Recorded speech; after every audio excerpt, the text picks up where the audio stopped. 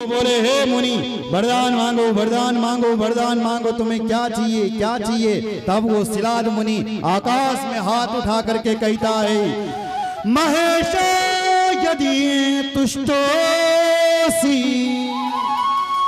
यदि वा वरदस्तमे इच्छामि वत्समं पुत्रं मृत्युहीनं मयो निजम।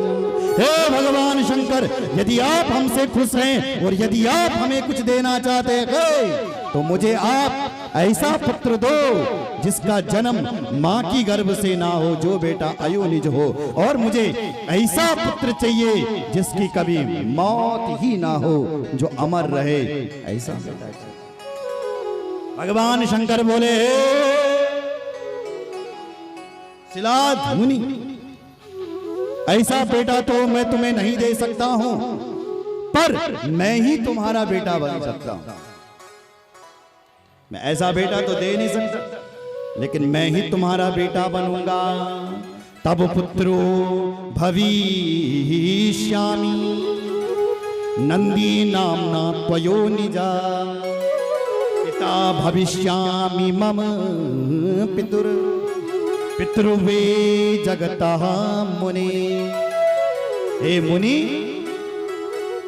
तव पुत्रो भविष्यामि नंदी नामना त्वयोनिजः, भविष्य में मैं ही तुम्हारा पुत्र बनूंगा और मेरा नाम नंदी होगा। जाओ, मेरा आशीर्वाद ना कह करके भगवान शंकर अंतर्धान हो गए। बोल शंकर भगवान की जय।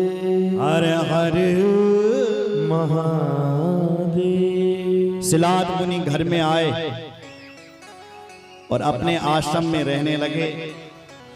न जाने भगवान शिव का वरदान कब पूरा होगा और कब हमारे घर में पुत्र होगा, यह कामना कर रहे हैं।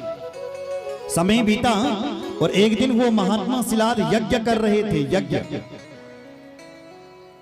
तो यज्ञ करते हुए उन्होंने जैसे ही आहुति देने लगे तो उसी यज्ञ में तथा क्षणादहं संभो तदा जस्तस्य चाज्ञया सा जाता पूर्व में वाही युगांतग्नि समप्रभा।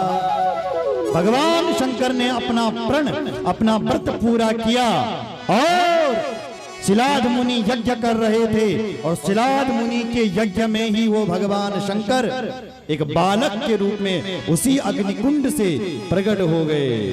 बोल शंकर भगवान की जय। उस बालक को देख करके शिलाद मुनि के मन में आनंद उमड़ा, आनंद हुआ और प्यार से उन्होंने उसका नाम नंदी रख दिया। बोले नंदी भगवान की जय। नंदी मतलब जो सबको आनंदित करे, वो है नंदी। तो ऐसे नंदी के पिताजी के मन में बड़ा आनंद आया कि देखो देखो, जिस पुत्र के लिए मैंने इतना बड़ा तप कर दिया था, वो पुत्र आज हवन कुंड से ही पैदा हो रहा है। तो आनंद उनके मन में आया और प्यार से उन्होंने उसका नाम नंदी रख दिया। बोले नंदी भगवान की जय। नंदी नाम धीरे धीरे पालन पोषण करने लगे।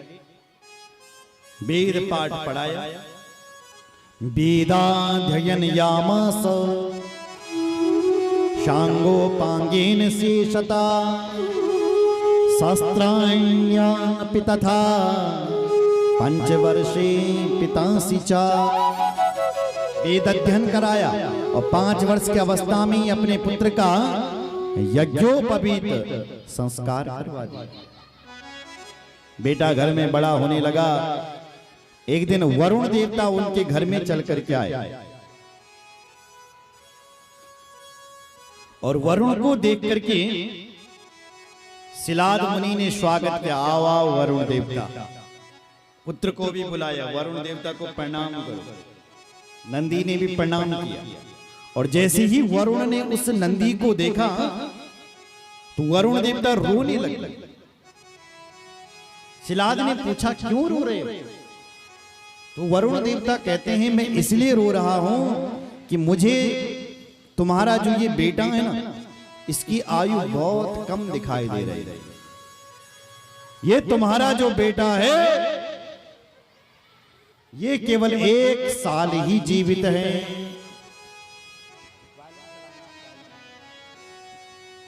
तुम्हारा बेटा 1 साल ही जीवित है।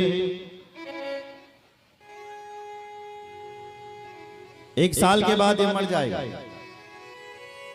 यहां सुनकर के शिलाद मुनि रोने लगे। विप्रयोरी त्यक्तवतो शिलादः पुत्रवत्सला तमालिंगाय च दुःखार्तो रुरोदोतीव विश्वरम। रोने लग गया शिलाद मुनि, जोर जोर से रोता है, जोर जोर से रोता है। नंदी ने पूछा पिताजी तुम क्यों रो रहे हो? बोले बेटा मैं इसलिए रो रहा हूं क्योंकि तू 1 साल के अंदर मरने वाला है। और शिवजी ने तो कहा था कि तू कभी मरेगा ही नहीं। मैंने तो बहुत तेरे लिए बहुत तप किया था बेटा। ये शिलाद मुनि क्या क्या, ये वरुण देवता क्या कह रहा है, क्या कह रहा है? नंदी भगवान समझाने लगे पिताजी तुम चिंता मत करो, मैं नहीं मरूंगा, नहीं मरूंगा। अथापि शाल्प मृत्युर्मे न भविष्यामि हि मां तुदा सत्यं ब्रवीमि जनक शपथं ते करोम्यहम्। हे पिता मैं तुमको शपथ पूर्वक कह रहा हूं कि मैं मरूंगा ही नहीं। मैं शपथ पूर्वक कह रहा हूं। बोले बेटा ऐसा तू क्या करेगा, तू कभी मरेगा ही नहीं। बोले हे महाराज, हे पिताजी महाराज, मैं ना हूं महाराज, महादेव का भजन करूंगा। एतात तपसा मृत्युम वंचयिष्ये न विद्यया महादेवस्य भजना मृत्युम जिष्यामि नान्यथा। हे पिताजी मैं महादेव का भजन करूंगा और महादेव वो हैं जो मृत्यु पर विजय प्राप्त करते हैं, इसलिए उनका नाम मृत्युंजय महादेव हैं, जो मौत भी जिनके बस में रहती है, कालों की जो महाकाल। इसलिए मैं उन महादेव का व्रत करूंगा, तप करूंगा। और हे पिताजी मैं ब्रह्मचर्य व्रत का पालन करूंगा, और जो बालक ब्रह्मचर्य व्रत का पालन करता है हे पिताजी वो अपनी मौत को अपने अधीन कर देता है। सुना महाभारत सुना होगा, भीष्म का नाम सुना है, भीष्म पितामह भीष्म। पितामह भीष्म का जो पहले का नाम था वो था देवव्रत। देवव्रत या गंगे नाम से लोग उसको पुकारते थे, गंगे। लेकिन